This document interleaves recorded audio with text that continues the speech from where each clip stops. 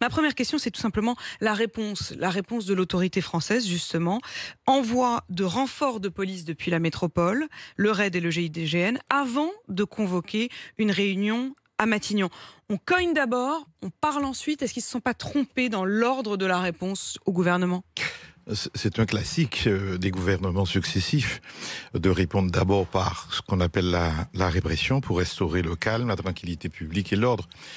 Il est certain que dans le même temps, il faut éviter ces erreurs. Dans le même temps, il faut ouvrir des discussions. Les parlementaires ont pris une initiative de demander l'ouverture de ces négociations. Ça se fera ce soir à Matignon. Il est vrai.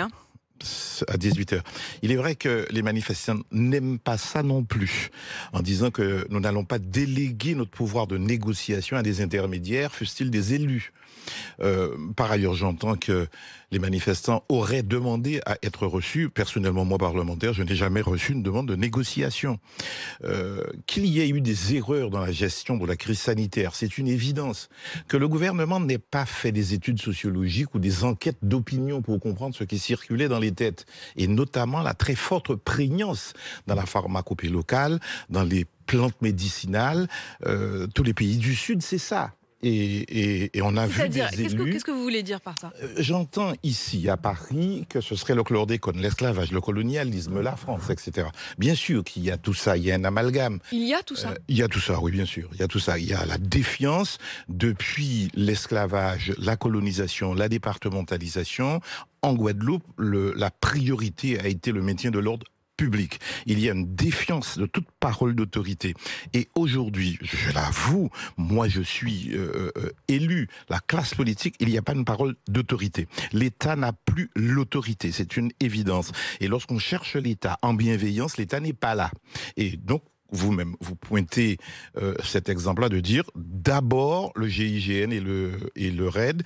On peut comprendre ça. On peut ne pas approuver, mais on peut comprendre ça. Lorsqu'il y a des prédations, des vols, des pillages, il faut les condamner absolument. Et le rôle d'un État, lorsqu'on est responsable, c'est de rétablir l'ordre. Ensuite, de voir comment faire. Victorin Lurel, le problème, c'est que ce que vous nous dites, ça a des racines extrêmement profondes. Quand vous dites, au fond, le problème est beaucoup plus large, c'est un problème de défiance vis-à-vis de l'autorité de métropole.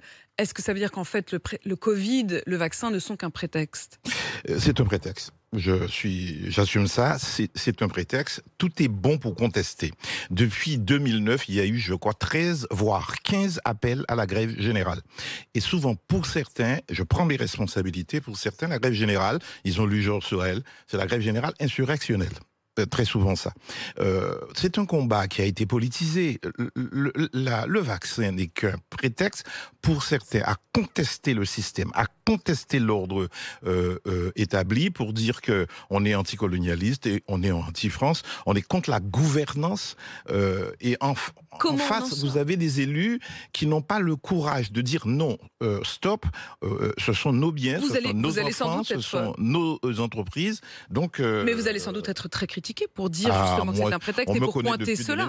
Depuis 2009, je dis qu'il faut une parole d'autorité, il faut du dialogue, il faut de la bienveillance, il faut engager des discussions très rapidement et ne pas se contenter dans un premier temps, du point de vue symbolique, de montrer que c'est d'abord la répression. Il faut. Mais comment voulez-vous que 15%, à peine 15% des manifestants bloquent, alors que 85%, 95% des soignants sont vaccinés, qu'une partie importante des sapeurs-pompiers sont vaccinés, on donnerait raison à une minorité. Ça veut dire bloque aujourd'hui, y compris l'accès à l'hôpital. La République ne serait pas appliquée. Voilà quelque chose qui a été présenté par un gouvernement, voté par le Parlement, validé par le Conseil constitutionnel. Ne serait pas appliqué dans un territoire de la République. Victor.